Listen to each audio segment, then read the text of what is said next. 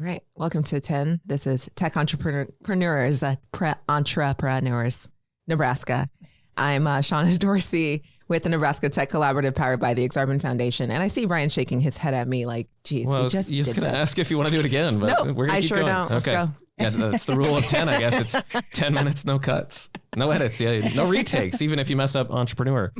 Brian Poppy, I work at Mutual of Omaha. We're joined today by Tiffany Gamble. Tiffany, how are you? I'm well. How you lady? How are y'all doing today? We're great. Good. Yes. We're great. I already asked you, so I can say we are good. I'm still good. That's okay. fair. So 10 minutes unedited, as Brian said. So we'll get right into it. So Tiffany, Okay. tell us about what you're up to. Oh, I'm up to a whole lot. So I'll start off with Emerging Ladies Academy. We empower Black girls in technology through after-school programs and a tech academy on Saturdays. We teach from 3 tech tracks: computer science, engineering, and biomedical science. We have been doing this work since 2017. I just want to close the diversity gap within the tech ecosystem as it pertains to girls and young women. So that leads me to Gamble Tech Firm, which is a for-profit.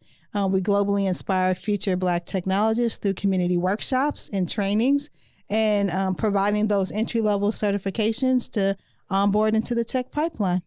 That is awesome. And so I'm a real big fan of this work. Is so important, especially, well, in Nebraska for sure, and just globally, there is a demand for increasing diversity in tech for sure. Yeah. So can you tell us about how you decided to pursue this? And Yes. let's start with that. Okay. All right. So literally I had a dream January 2017. It woke me up and I seen the future of our Black community in the 21st century without having tech skills. And it scared me. Honestly, it woke me up. I started writing Post-it notes all around my house, and the pieces of the puzzle started coming together with my professional and personal experience, and said, hey, let's provide an after-school program surrounded in tech and girls. I submitted a proposal to Collective for Youth, a governing agency for after-school programs,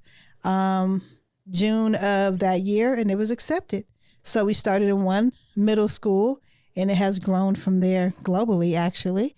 We are in Ghana, West Africa as well.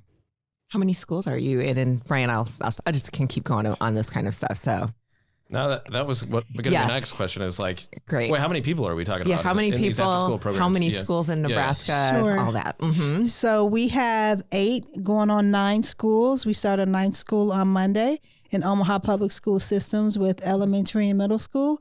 And then we are starting in, get ready, y'all, Council Bluffs, Iowa. We're in Carter Lake Elementary School starting in January. So I really want this to be a statewide initiative for our girls, and we're inclusive. So for the after school program, it could be any girl, for the Tech Academy, want to keep it for specifically for Black girls, just because our numbers are so low in the tech industry. But we started out with 1 and now we're at 10, which is amazingly crazy. But I'm excited for 2024. Boy, yeah, that's some good growth. Mm-hmm. And like, yeah, I've had a lot of dreams and a lot of them would not turn into anything worthwhile. Let's put it that way. I realized that this is my passion. This is my purpose in life. I never thought tech would be. I did not get a professional degree in technology, but over the years, I feel like I've became a thought expert, and I understand tech education and why it's so important. Education is important in general, especially with the population of girls that I work with. A lot of them come from low socioeconomical backgrounds, and technology can really level the playing field in financial gain. So for me, I'm just passionate about that, and I want to make sure that we have a seat at the table. For God's sakes, we were computers and processors for NASA, so why are we at 3%? Well, I was going to ask you the stats. 3% is pretty low. Yeah, it is. And that's globally. Jeez. That's globally. And we are smart. We are intelligent. We can do the work. I feel like there needs to be more awareness around tech careers and what your transferable skills can do in the tech space. A lot of people just don't know. Yeah. So I often think, and would love to hear your thoughts on this, that part of what makes this challenging is parents not having awareness and not buying into this. So, for example, I was at a Hour of Code event in Lincoln last weekend. It was amazing. And hopefully we do one in Omaha soon. And also I would love to see that around the state, as many people have asked for. But when you think about the representation at those types of events, and even in many of the like free coding clubs and the many things that are available, you will often see the same type of demographic show up, because especially if a transportation is required, because the parents know that that is a valuable experience for those kiddos. So what are some things that you're doing to get parents more, what am I thinking? Like not literate, because that's not aware. Aware. Yes. Yeah. Parents help them become more aware of the opportunities. Well, first I go to the monetary gain, right? Mm-hmm. So within 6 months of receiving a certification, you can earn six figures potentially. That's number one. And then demystifying the tech skills that you need or the tech careers you can go into. People think, oh, I'm going to be in the basement with a hoodie on, typing away at a computer in the dark. No. Mm-hmm.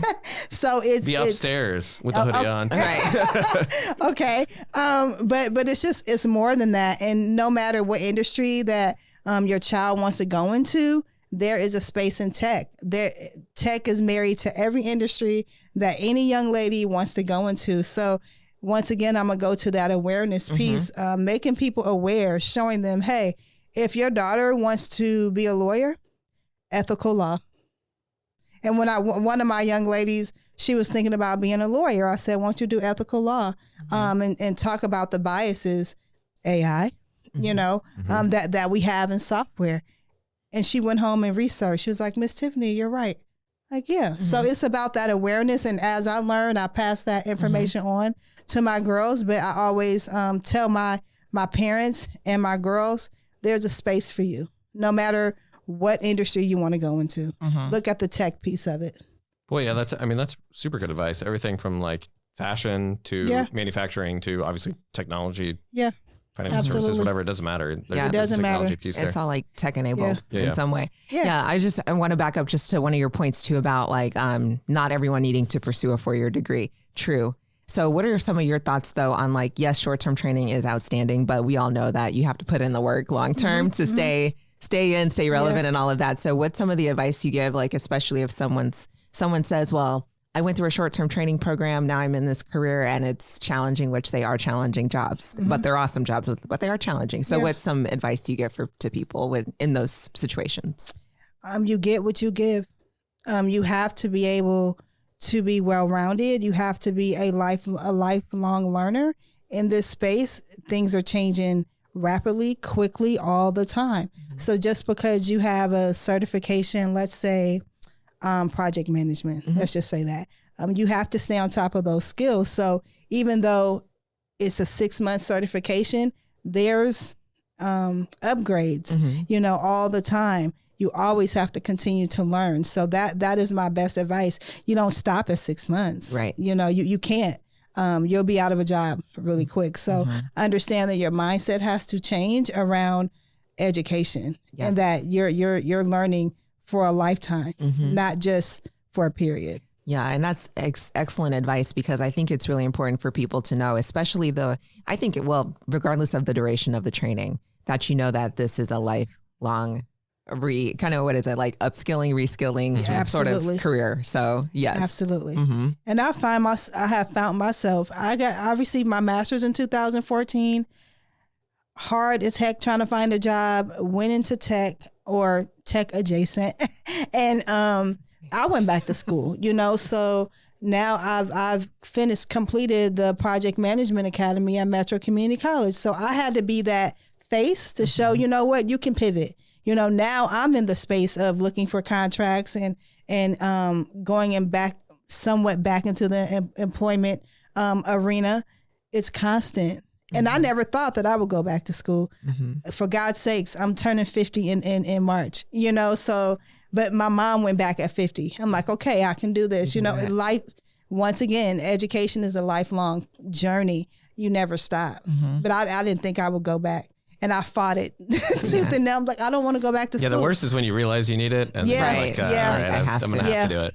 Yeah. So I'm back, and actually I love it. I love it. Had to get that education hat back on, and it's been good. That's great. Well, Tiffany, it's been great. One more more thing. We are at 10, but we did ask for one piece. So we're going to go a little over. I did update it to 10-ish minutes in the description.